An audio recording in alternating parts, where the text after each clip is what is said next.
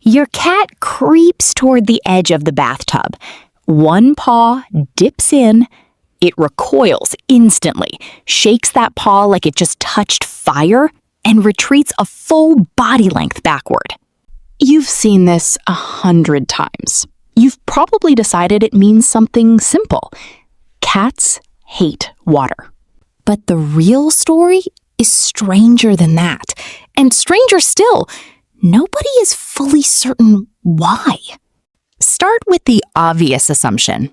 Every domestic cat traces back to one wild ancestor, the African wildcat, a small, sandy-coated hunter that still roams the deserts and dry grasslands of North Africa and the Middle East today. Rivers were scarce there. Lakes were rarer. Rain came in short, unreliable bursts, if it came at all. An animal built for that landscape had no reason to swim, no reason to wade, no reason to develop any comfort around large bodies of water. Because large bodies of water barely existed in its world. 10,000 years later, that same wiring is still sitting inside the cat curled up on your couch. That explanation sounds tidy. Clean cause, clean effect, desert ancestor, water-avoidant descendant. Except here's the part almost nobody mentions. There isn't much dedicated scientific research on why cats avoid water. Not a single definitive study settling the question. What exists instead is a collection of educated inferences built from evolutionary biology, coat structure, and behavior observed in the wild relatives cats still have today. Kristyn Vitale, an animal behaviorist who studies feline cognition, has pointed to the African wildcat's hunting style as the likely root of it. These wildcats hunt small, land-based prey. Rodents. Insects. Reptiles. Nothing that requires wading into a stream or diving beneath a surface. Without prey to chase into water, there was never a survival advantage to being good at swimming, or even comfortable near it. That sounds like a satisfying answer. So why isn't everyone convinced? Jonathan Losos, a biologist who has spent years studying feline evolution, has openly pushed back on the simplicity of the desert theory. Coming from a dry climate doesn't automatically mean an animal fears water, he points out. Plenty of desert-dwelling species handle water just fine when they encounter it. And the African wildcat's actual range stretches beyond pure desert, into some habitats that do include streams, water holes, and seasonal wetlands.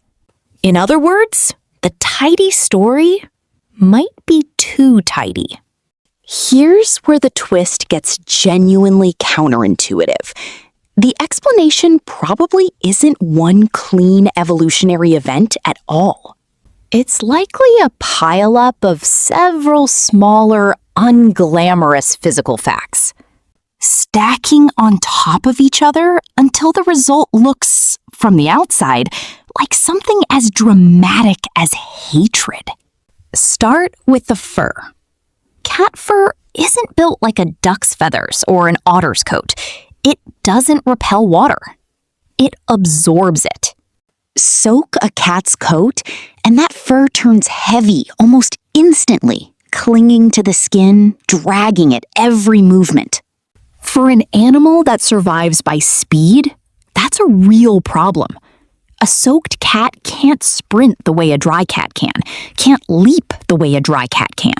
For a species that has spent its entire evolutionary history relying on split-second bursts of movement to catch prey or escape danger, being weighed down by wet fur isn't a minor inconvenience. It's a genuine vulnerability. Then there's temperature. Wet fur loses insulating power fast, which means a soaked cat cools down far quicker than a dry one. Combine reduced mobility with faster heat loss, and water stops looking like a mild annoyance. It starts looking to a small hunting animal like actual risk. But there's a third piece that rarely gets mentioned, and it might be the most interesting one. Cats are intensely scent-driven animals. Their sense of smell shapes an enormous part of how they understand their environment and even how they understand themselves. Cats rub their faces against furniture, against door frames, against you, depositing scent markers that essentially say, "This space belongs to me," or "This person is mine." That scent layer is part of how a cat navigates its world. Dunk a cat in water, and that entire scent signature gets washed away in seconds. Think about what that actually means for the animal. It's not simply feeling cold and heavy. It's losing its own signature the moment it goes under. Being stripped of the identity marker it worked to build across every surface in its territory. Being wet, for a cat, might carry an almost existential cost that has nothing to do with the water itself, and everything to do with what the water erases. So, is the story just fear then? Not quite. Fear alone would suggest an emotional flinch and nothing more. What's actually happening looks closer to risk calculation. Reduced speed, faster heat loss, erased scent identity. Layer those three factors together, and avoiding water becomes less like an irrational phobia and more like a sound decision, repeated by every generation before it until it hardened into instinct. And here's the detail that breaks the simple version of this story wide open. Not every cat behaves this way.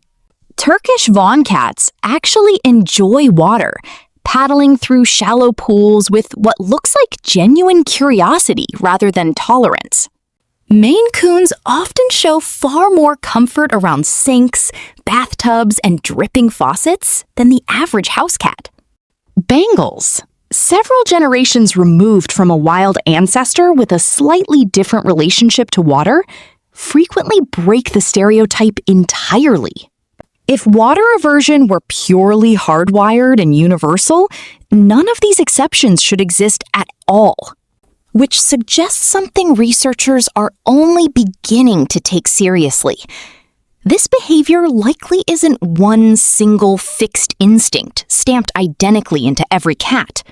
It's probably a layered mix of inherited caution, individual upbringing, and how much exposure a specific kitten had to water during the early weeks of its life, when curiosity is still winning out over caution. A kitten introduced gently and positively to shallow water early on may grow into a cat that treats a bathtub as mildly interesting, rather than genuinely threatening.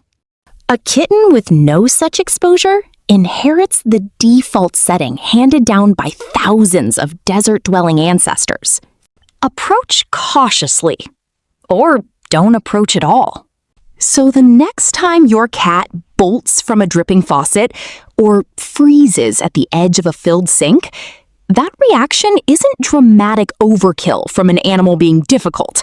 It's a small, compressed echo of 10,000 years of risk assessment, running silently underneath a single dipped paw. Slowed movement, faster heat loss, a scent identity that vanishes the moment fur gets soaked through. Multiply those three real costs across countless desert-born ancestors who never needed to test the alternative. And a seemingly simple household quirk starts looking like something closer to inherited wisdom. Your cat creeps toward the edge of the bathtub again sometime this week. One paw dips in and pulls back just as fast as it always has. It isn't hatred behind that flinch. It never was. It's a small, precise calculation, run in a fraction of a second. weighing speed against risk, warmth against exposure, identity against erasure. An answer written into the body, long before your cat ever learned what a bathtub was, still being quietly recalculated every single time water gets close enough to matter.